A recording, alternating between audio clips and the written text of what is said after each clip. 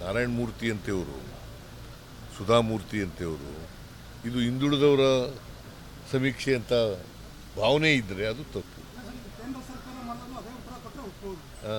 ಈಗ ಕೇಂದ್ರ ಸರ್ಕಾರ ಜಾತಿ ಗಣತಿ ಮಾಡ್ತದೆ, ಆಗೇನು ಉತ್ತರ ಹೇಳ್ತಾರೆ?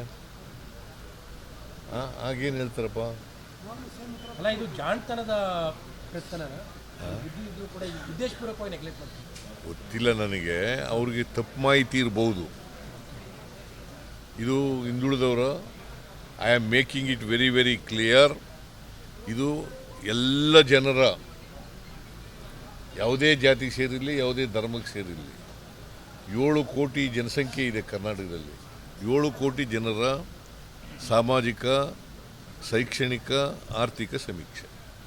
ಸರ್, ಈಗ ಕೆಲವೊಂದು IT ಕಂಪನಿಗಳು ಆಂಧ್ರದ ಪಾಲಾಗಿದೆ. ಹಾಗಾಗಿ ಆಂಧ್ರದ IT ಮಿನಿಸ್ಟ್ರು ಟ್ವೀಟ್ ಮಾಡ್ತಾ ಇದ್ದಾರೆ, ನಮ್ಮ ಕಾರವನ್ನು ತಡ್ಕೊಳಕ್ಕಾಗ್ತಾ ಇಲ್ಲ ಕರ್ನಾಟಕಕ್ಕೆ.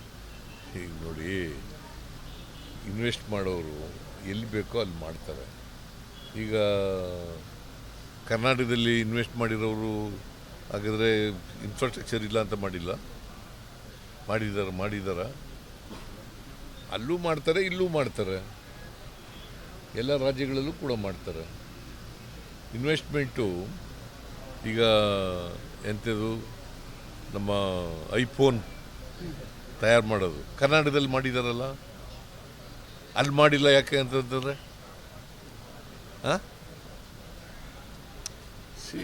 ಅವ್ರಿಗೆ ಎಲ್ಲಿ ಬೇಕೋ ಅಲ್ಲಿ ಮಾಡ್ತಾರೆ. ಅವರು ಟ್ವಿಟರ್ನಲ್ಲಿ ಕರ್ನಾಟಕವನ್ನು ಬಹಳ ಕೀಳಾಗಿ ಪ್ರತಿಬಿಂಬಿಸೋ ಕೆಲಸ ಮಾಡ್ತಾ ಇದ್ದಾರೆ. ನಿಮಗೆ ಸಾಮರ್ಥ್ಯನೇ ಇಲ್ಲ, ಜಾಸ್ತಿ ಎಲ್ಲ ಮಾಧ್ಯಮದವ್ರ ಸೃಷ್ಟಿ ಅದು. ಯಾವ ಟ್ವಿಟರ್ ಅವರು ಬೇಕು ಅಂತ ಮಾಡ್ತಾ ಇದ್ದಾರೆ, ಅದಕ್ಕೆ ನೀವು ಉಪ್ಪು ಖಾರ ಹಾಕ್ತಾ ಇದ್ದೀರಿ. ನೀವು ಅಂದರೆ ಮಾಧ್ಯಮದವರ ನೀನಂತ ನೀನು ಯಾಕೆ ಕುಂಬಳಕಾಯಿನ ಕಳ್ಳ ಅಂದ್ರೆ ಎಲ್ಲಿ ಯಾಕೆ ಮುಟ್ಕತ್ತೀಯ ನೀನು? ಕುಂಬಳಕಾಯಿನ ಕಳ್ಳ ಅಂದ್ರೆ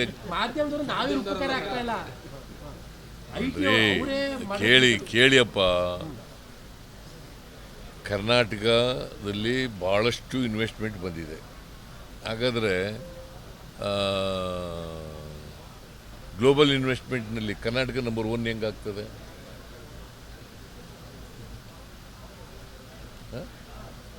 ಗ್ಲೋಬಲ್ ಇನ್ವೆಸ್ಟ್ಮೆಂಟ್ನಲ್ಲಿ Karnataka stands number 1 in the country, ಹೆಂಗಾಗ್ತದೆ? ಬೆಂಗಳೂರಿಗೆ ಗುತ್ತಿಗೆದಾರರ ಸಂಘದ ಅಧ್ಯಕ್ಷ ಮಂಜುನಾಥ್ ಮತ್ತೆ ಕಾಂಗ್ರೆಸ್ ಸರ್ಕಾರದಲ್ಲೂ ಕಮಿಷನ್ ತಗೊಳ್ಳುವಂತ ಕೆಲಸ ಆಗ್ತದೆ ಎಂದು ಆರೋಪ ಮಾಡಿದ್ದಾರೆ. ಗುತ್ತಿಗೆದಾರರ ಸಂಘದ ಅಧ್ಯಕ್ಷ ಹಂಗಂತ ಹೇಳಿ ಕೋರ್ಟ್ಗೆ ಹೋಗ್ಲಿ.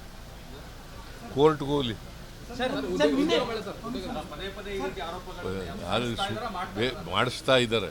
ಸರ್, ನಿನ್ನೆ ನಿಮ್ಮ ಮಗ ಹೇಳ್ತಾರೆ ನೀವೇ 5 ವರ್ಷ ಚೀಫ್ ಮಿನಿಸ್ಟರ್ ಅಂತ. ನಿಮ್ಮ ಮಗನೂ ಕೂಡ ನಿನ್ನೆ ಹೇಳಿದ್ದಾರೆ. ಯಾರು? ಅವನ್ನೇ ಕೇಳಿ, ಅವನ್ನೇ. ಅಲ್ಲ, ನೀವೇ ಹೇಳಿದಿರ. ನಾನು ನೀವೇ ಹೇಳಿದಿರ.